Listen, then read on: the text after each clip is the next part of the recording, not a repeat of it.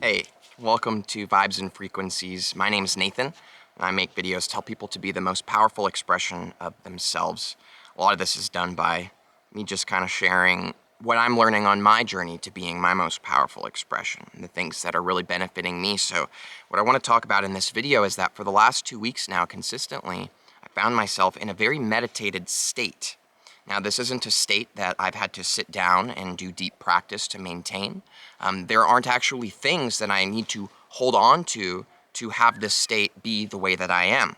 So what I want to talk about in this video is actually the top 3 things that I am doing that have led to this state of maintenance and being in this really, really pristine line of peace. As in, normally life is wavy and crazy, goes all over the place. And lately, even though life is crazy and going all over the place, I've maintained my position right here. So this is what I want to talk about in this video in case something will resonate with you. So the first thing that I want to talk about that I am doing is I've stopped trying to silence and quiet my mind. What I mean by this is for a long time, my practice of meditation was based around my belief that what I was doing was quieting my mind, silencing my mind, using things like the law of attraction to actually change my mind, right? To actually change the kinds of things that I'm thinking about. So I was trying to silence, control, and limit the thoughts that were taking place within my brain to find myself in a more just kind of observer-esque type way of being. Now, I was partially, doing some things correct there, but not really. So what I want to talk about is that. This is the first thing. So in this image, you can see that this is you, and you got your heart here and your brain. And this is to represent the fact that when we normally have a thought, let's say you have a thought that goes up, as in an exciting thought, right? Something really beautiful happens in your life. Let's say you've met somebody special, there's an exciting event going on, you just got a raise, I don't know, whatever it is to you that really lights your soul on fire, right? So your thoughts go up. You have an upward thought, and your emotions and your feelings go up with it. This is what happens normally. This is the normal kind of structure that we kind of fall into place with. We go up with our up thoughts. And when our thoughts go down, we go down with those thoughts as well. Now, there's something interesting that happens in our spiritual journey called spiritual bypassing, which is a very big thing that leads into, and it's related to a lot of different things that go on in the spiritual awakening process. But the way that I want to express this here is that a lot of times what we do in spiritual bypassing is when we have a thought that goes up, we allow our feelings to follow that. We go, oh, life is good, I'm super positive, everything is awesome, and we go with that, right? And then when a thought goes down, we try to detach from that. We spiritually bypass. We say, well, I'm not going to go down with my down thoughts, but I'm going to go up with my up thoughts. So what am I really talking about here? Because I've mentioned a few things, so let me go ahead and say this very simply. The number one way that I have maintained my state of peace and meditation is not by going up with the up thoughts or going down with the down thoughts. My thoughts can be going in all different directions all at once, and let me tell you, they totally do. If you like astrology, I'm a Gemini. So my thoughts are going all over the place, multiple conversations happening at once. Here's what's changed. I don't go with them. My thoughts are simply happening. They're just happening around me. I don't go up. I don't go down, I am simply here. My thoughts are simply something that is happening. So there's a lot of noise that's taking place in my mind right now, for example. It's all over the place. So how am I able to stay peaceful? Well, here's another image for you. This is you riding a horse. Yes, it's a horse, okay? Not much of an artist, maybe one day. So I'm gonna liken the horse to being your thoughts. This is you. This is who you really are. You are riding your thoughts. We are really experiencing a lot of our life through our thoughts. So you are riding them. Now, when your thoughts are super excitable and are kicking and bucking, or when they're super upset and just like, doing the same thing, bucking you in all directions, you simply maintain your seat on the saddle. You simply maintain your position. You do not change and follow the kinds of explosions and things that are happening around you. You simply observe them because they aren't you. As a matter of fact, they have nothing to do with you. The way that you can think about this is think of your mind as like a computer. It's processing information constantly. That's part of our experience here. So instead of trying to change the kind of information that I'm processing, to change the way that I'm processing it, I've simply let go of trying to do that at all. I allow the thoughts to be, and I just don't attach to them. My feelings have nothing to do with my thoughts. My experience in life has nothing to do with my thoughts. They're just happening. The same way that the wind blows, the same way that the sun rises in the morning, the same way that I get hungry and eat food, there are just thoughts that are taking place. It's part of my experience, but it is not my experience. It's simply part of it. I don't allow my thoughts to be my whole world. And that's something that was really painful and difficult for me for a long time in my life, is that I did. So that's the very first thing. Now, you might think that this sounds a little bit more complex. You might be thinking, how do I actually do that? How do I actually do that? Practice. Just practice. When your thoughts are happening and you get taken by a thought and all of a sudden you're in a whole fantasy world following this whole stream of consciousness, like all this stuff's going on. Next time you feel that happening and you realize it, just go thinking. Just remind yourself, you're just thinking. That's all it is. You're just thinking. It's just your brain. It's not you thinking. And realign yourself with the center of the saddle. You don't have to fall off the horse or jump off of it. You just realign yourself to the center. Now, this is actually something that I've learned from this book here. This is called Shambhala, The Sacred Path of the Warrior by Chogyam Trungpa. And this is actually my favorite book of all time. This is the 8th time that I'm reading it right now. I really recommend that you guys check it out. It's got a lot of really powerful information in there. And that's actually where I got this analogy too, of the riding the horse. Now, the second thing that I've done, is been genuine. 100% genuine. In every single moment, in every single aspect and dimension of my life. So this means being completely truthful and honest in every single moment. Now, this might sound a little bit broad, and it is because the way that this affects life is just, it's powerful, and it's very simple. You simply be yourself. You experience what is happening right here. Now, let me go ahead and explain this a little bit more simply. Being genuine in every single moment means that when I feel afraid, I don't deny that fear. I don't deny that fear exists. I don't go in my mind and go, no, love and light, love and light. No offense to people who say love and light. That's not what I'm trying to say. But I don't do that. Instead, I'm genuine. I feel fear, so I'm feeling fear, and I express that fear. I don't try to hide it. I don't try to bite my tongue. I don't try to create myself to not be afraid. I simply allow myself to feel that fear. When I'm feeling sad, I allow myself to feel that. Now, here's the distinction between what we're talking about. Because in the first part, I said that our feelings don't follow our mind, right? So now this kind of sounds like a counterpoint.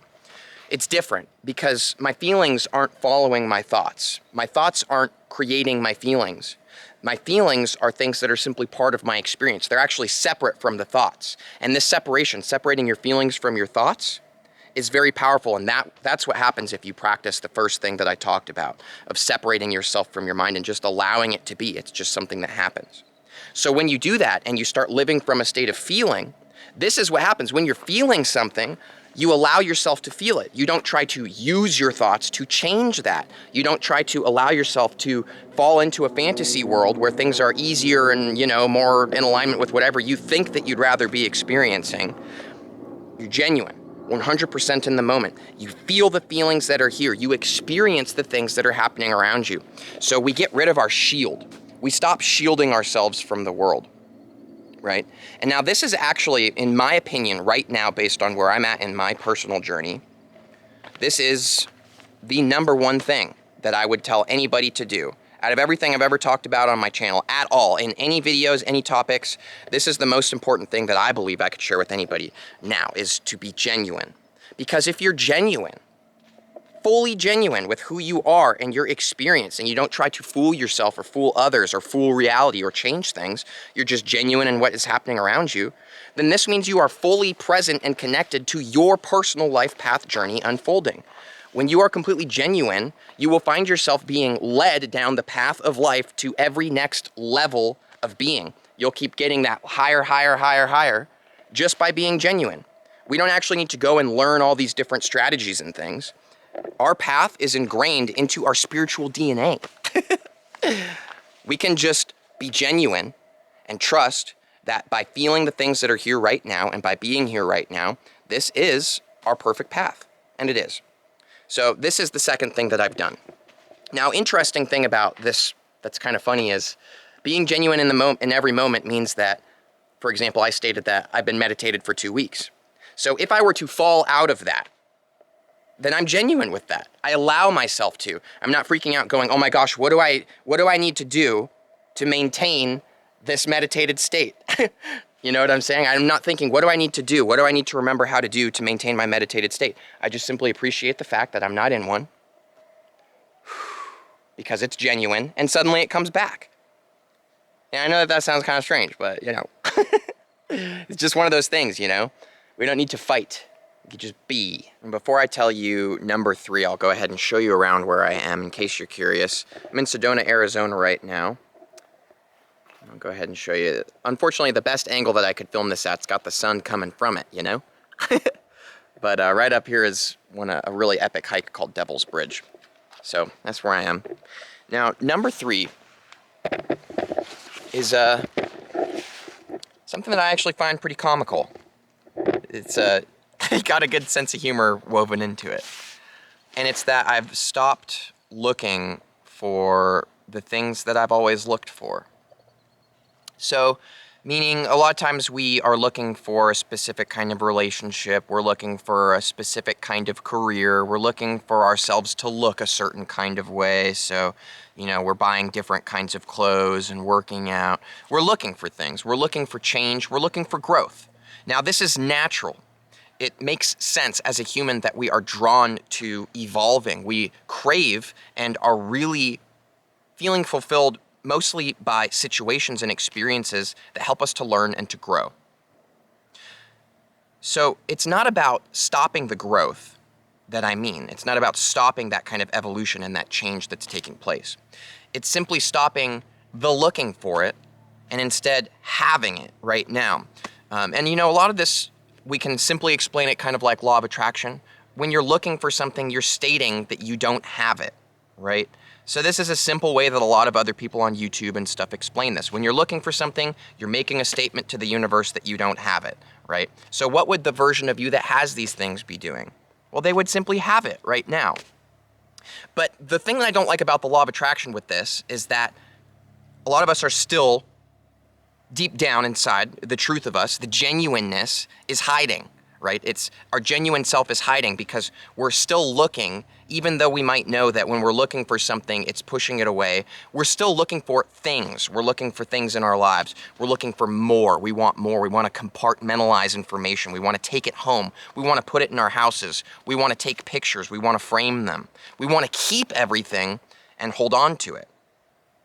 So when I say that I've stopped looking for the things that I want in life, I really mean that I've fully accepted the way that I am, the way that things are.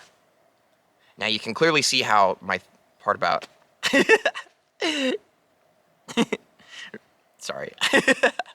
The part about being genuine, you could see how this leads to it, right? So for me, my personal example is that for what I've been looking for, the deepest level of myself, and there's a lot of things in my life that I would appreciate, right? But the number one thing has been spiritual enlightenment. This has been the number one thing that I spent a lot of time looking for. So what's interesting is when you stop looking for something, you can actually then realize it. And this is kind of the comical humor of enlightenment too. It's not, many people will tell you, it's not something that you find. It's not something that you look for or you learn or that can be taught to you. It's something that you simply already are, and enlightenment is simply a state of realization, that you realize that you already are enlightened. Now, this is actually the case not only with enlightenment, but everything in life. Everything is an echo of each other. So by simply stopping looking for these things, on a very literal law of attraction type level, yes, we stop pushing them away, so we allow them to come to us. We essentially let go, right? But the biggest part of this is accepting the way that things are right now. The power of acceptance is ridiculous. It's ridiculously powerful.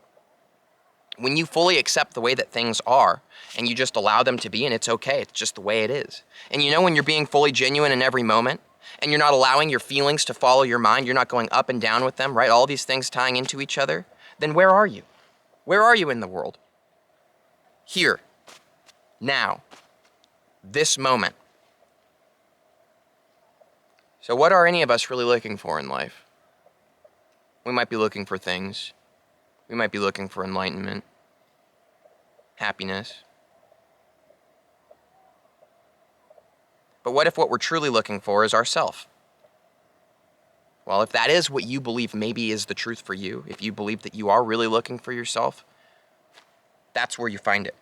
It's where you find yourself, right here and now in this moment. So by doing these 3 things, this can really help to weave this into our personal path, whatever the path may be. And I don't know why, but I just think it's really funny, you know, like the more I grow and the more I expand, the more I look back at who I've been and I laugh. And I have love for myself. I used to think, man, I was such an idiot 2 weeks ago, you know, or like, man, I was so dumb back then. I don't think that anymore. I got a lot of love for myself, you know. Appreciate yourself, love the path that you're on, love all the traverses, love all the falls, love all the climbs. But then, you know, at the end of the day, it's all good in the hood, baby.